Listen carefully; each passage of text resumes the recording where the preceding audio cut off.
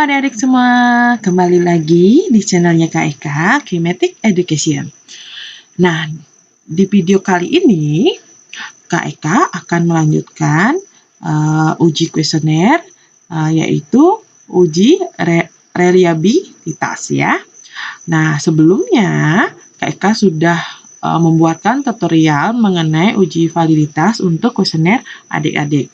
Nah, di video ini Kak Eka akan membuatkan tutorial uji reliabilitasnya. Nah, adik-adik, kenapa kita sangat penting sekali melakukan uji reliabilitas, dan itu uji reliabilitas itu digunakan buat apa sih?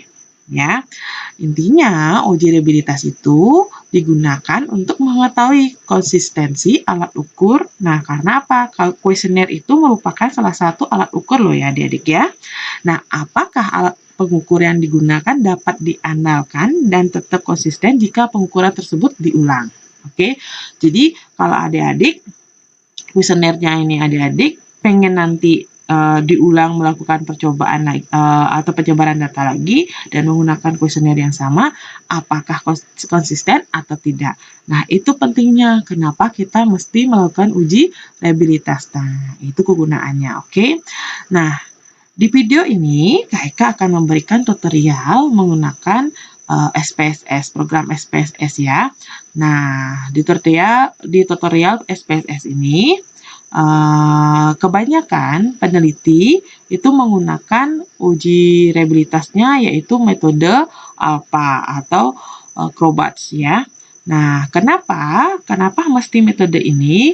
Metode ALPA ini sebenarnya sangat cocok sekali digunakan pada skor berbentuk skala, oke, misalkan dari 1 sampai 4 atau 1 sampai 5. Atau juga bisa digunakan untuk skor rentangan. Misalkan adik-adik memberikan rentangan 0 sampai 20 atau 0 sampai 50. Dan tidak hanya itu, metode ALPA ini dapat juga digunakan pada skor dikotomi. Misalkan adik memberikan nilai 0 atau 1.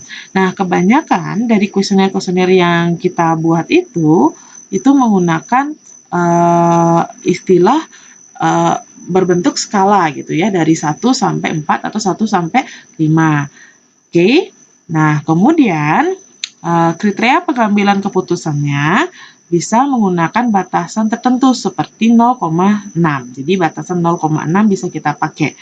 Nah, di sini menurut sekarang ya, nah reliabilitas kurang dari 0,6 adalah kurang baik. Oke, sedangkan jika adik-adik mendapatkan nanti 0,7, maka itu dapat diterima. Apalagi kalau adik-adik mendapatkan di atas 0,8. Itu sangat baik sekali.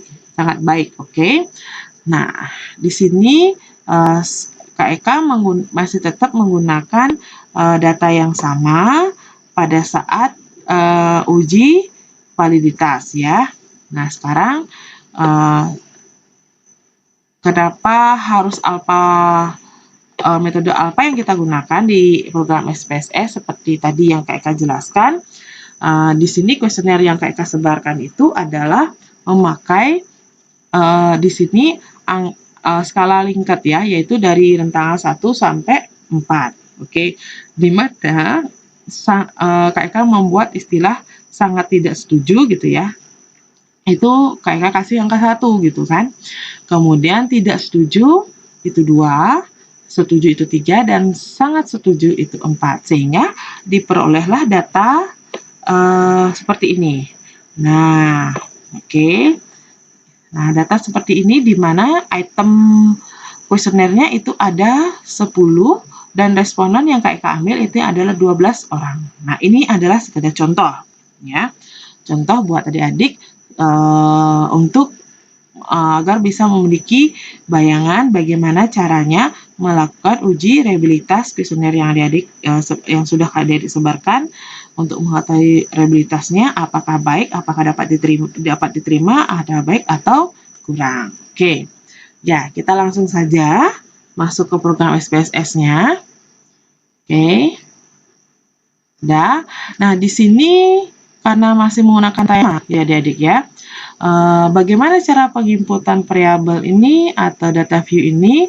Adik-adik bisa melihat di video Kak Eka pada saat penginputan uji validitas. Karena di video kali ini Kak Eka hanya mau melanjutkan analisisnya yaitu uji reliabilitasnya. Oke, jadi ini sudah terinputkan ya. Oke. Nah, jadi adik-adik sama kita klik analyze ya, kita cari skala. Oke. Nah, di sini adik-adik pilih reliability analyze. Oke. Kita pilih itu. Nah, yang kita pindahkan adalah itemnya ya. Itemnya ada 10. Oke. Kita pindahkan. Udah. Sip. Oke, kita cek. Nah, di sini kita pilih skala if item delete. Oke. Kita klik continue. Ya. Nah, dan modelnya kita gunakan yang alpha. Oke, kita lihat di sini ada beberapa macam ya. Tapi seperti tadi yang Kakak jelaskan, kebanyakan dari penelitian itu menggunakan metode alpha. Oke, tinggal adik-adik paste. Oke, kita tunggu outputnya dan hasilnya. Nah, adik-adik yang kita minta di atasnya. Nah, kalau kita lihat, dan ini di satu doc, dan di sini menghasilkan nilai uji reliabilitasnya adalah 0,838. Nah, jadi pengambilan keputusannya seperti tadi, kalau 0,6 maka di bawah 0,6 maka itu kurang. Nah, kalau 0,7 maka dapat diterima, apalagi kalau nilai uji reliabilitasnya di atas 0,8 maka itu nilainya sangat baik. Nah, sedangkan yang Kak bikin ini, yang Kakak buat ini, dan Kak analisis uji reliabilitasnya memberikan nilai kromat alfanya adalah 0,838. Jadi, itu kesimpulan atau keputusannya dari arah pengukuran yang Kakak lakukan itu adalah baik. Oke, semoga bermanfaat buat adik-adik semua. Nah, kalaupun adik-adik nanti ingin melihat per itemnya, gitu ya, item-itemnya karena tadi ada 10, jadi kalau kita lihat ini semua item masuk. Nah, jadi di sini per itemnya semua 0,8, ini juga 0,8, 0,7 tidak ada di bawah 0,6 maupun di nilai 0,6. Ya, jadi per itemnya pun sangat kategori baik ya. Nah, keputusannya baik per itemnya dari segi uji reliabilitasnya. Tetapi kalau nanti hasil untuk adik-adik tampilkan hasil uji reliabilitasnya, tinggal adik-adik bisa ambil ini. Nah, ini aja tinggal di copy paste ke Word atau selanjutnya adik-adik berikan penjelasan. Oke.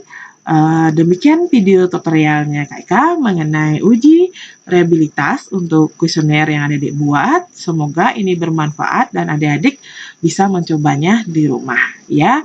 Jika ada pertanyaan atau mau request materi apa yang mau dijelaskan di videonya Kak Eka, adik-adik bisa langsung komen di bawah. Oke, terima kasih. Bye-bye.